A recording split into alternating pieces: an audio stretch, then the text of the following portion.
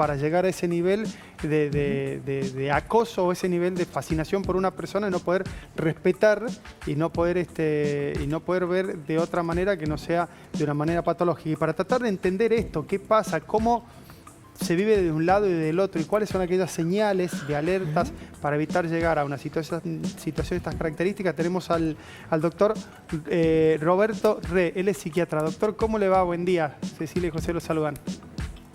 Hola, muy buenos días. Un gusto de participar con ustedes. Muchas gracias, doctor. La primera pregunta que me surge en este caso es, ¿hay señales primarias de cuando uno empieza a tener una cuestión patológica o una obsesión para con el otro? Habitualmente no. Hay que tener mucho cuidado, pero habitualmente el acosador, el abusador, es una persona amable, es una persona que tiene una característica que pretende entrarle, como dirían los chicos, a la persona, y a partir de ahí, bueno, va generando un vínculo en donde la víctima muchas veces, si no está advertida, puede caer en las redes de un abusador. ¿Y cómo uno se da cuenta que puede estar delante de un fanático con una salud equilibrada? No tengo retorno. Ah, Roberto, ¿ahora me escucha, sí. Roberto? Ahora sí. ¿Cómo uno se da cuenta que está delante de un fan intenso o de un posible acosador, ¿no? Digo cuando todavía la cosa no se descarriló, porque claro, después toma ribetes escabrosos, horribles para la vida de una persona, ¿no? Para Celeste Cid es un problema enorme en su vida. Es así, el primer indicador tiene que ver con la conducta obsesiva tipo compulsiva. Es decir, la víctima tiene que estar advertida de que cuando el vínculo se está cambiando, hay un trastorno que se está haciendo presente.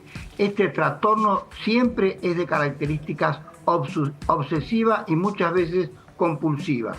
Por lo tanto, yo creo que es muy importante difundir todos estos conceptos para que el público cada vez, porque está en aumento la cantidad de acosadores, de psicópatas, de perversos en todo el mundo y por supuesto también en Argentina. Y sobre todo hay que tener especial cuidado de protección a los niños. Perdón, doctor, y en el caso concreto de uno es familiar de una persona que entra en una situación de esas características, que se vuelve un acosador, ¿cómo podemos uno como familiar ayudar a esa persona a salir de ese lugar? ¿Se puede trabajar? ¿Es una patología que es irreversible? ¿Cómo se trabaja para ayudar a un acosador a salir de ahí?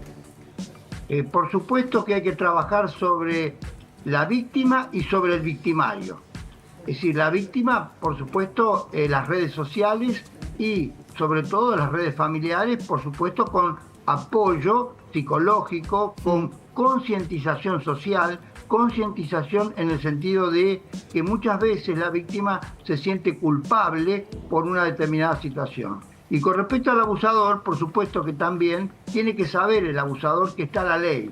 Y la ley es el límite que previene cualquier tipo de avance sobre los derechos de otros. Pero cuando por alguna razón esto se está intensificando, la ley está para ser cumplida. Por lo tanto, al acusador hay que ayudarlo utilizando el imperio de la ley. Es decir, la denuncia, cuando la denuncia es debidamente formada, debidamente instituida, evidentemente también es una ayuda para el abusador. Doctor, a partir de ahí, por supuesto, la prevención y todo lo que tiene que ver con la educación social, redes, apoyos y sobre todo una protección a partir de que la ley en el caso del abusador y en el caso del abusado siempre protege y siempre es importante la denuncia en tiempo y forma. Cuanto antes la denuncia, mucho mejor. Doctor, entonces, ¿nunca hay que sentirse culpable si uno es víctima? Porque también pasa eso, ¿no? No le escucho el retorno. Acérquese. Sí. Digo que uno no debe sentirse víctima, ¿no?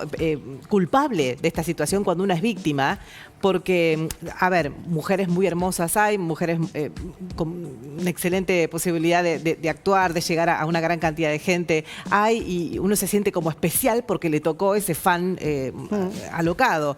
Pero y tampoco hay que desestimar este tipo de actitudes. Cuando uno ve algo extraño hay que denunciar inmediatamente. Una cosa muy importante en este punto que usted está marcando es que la víctima muchas veces tiene esa situación de culpa y, por otro lado, el hecho de ser hermosa, el hecho de ser hermoso, evidentemente es una prevención que hay que tener. ¿Por qué? Porque muchas veces las personas bellas pueden, sin darse cuenta, entrar en una especie de caracterología, no caracteropatía, caracterología obsesiva narcisista, es decir, la belleza me encanta que me la digan. Y entonces, a partir de este encantamiento narcisista, se da una ecuación, podríamos decir en espejo, de un narcisista patológico, un narcisista perverso, con un narcisista caracterológico normal, con una persona que tiene una tendencia a tener su yo exacerbado, pero no patológico. Es decir, la víctima muchas veces también puede ser narcisista, por lo tanto, pero no perversa. Pero el perverso narcisista va a buscar, es decir, esa especie de simbiosis, y entonces ahí es donde, especialmente cuando hay mucha belleza, hay que tener mayor nivel de prevención y cuidado. Doctor, muchísimas gracias, que tenga un gran fin de semana. Gracias. Hasta luego.